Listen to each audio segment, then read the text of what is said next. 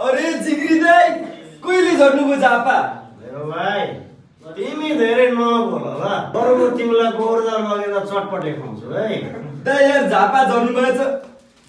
भाइ पैसा ल्याउनु चकलेट खानु, ल्याउनु पापा खानु। आधी आधी खानु उब्रियो भने मलाई पनि दिनु। यो चिनो हेर्नु दाइ त्यो मैले मार्छु। सोरेर ल्याएको पैसा लिनु नपर्ने म फेरि। ए दाइ कस्तो कुरा गर्नुभएको? हिजो भर्खर दारु बेचेर ल्याएको के पैसा त? दारु बेचेर कि यो सोलमारी त होइन। पाप लाग्छ दाइ, पाप लाग्छ दाइ, पाप लाग्छ। Thank you so much. भाइको मेरो गिफ्ट है, भाइको गिफ्ट। दाइ यो त अहिलेसम्मको सबभन्दा राम्रो गिफ्ट होला होइन त? अहिलेसम्मको राम्रो गिफ्ट र यो गिफ्टलाई त म भाइ फ्रेम गरेर सजाएर राख्छु। थ्याङ्क यू यार दाइ। यस्तो राम्रो गिफ्ट तपाईँलाई जिन्दगीमा कसैले दिएको थियो त? मलाई कसैले पनि नदिनु होला है। ल दाइ ल।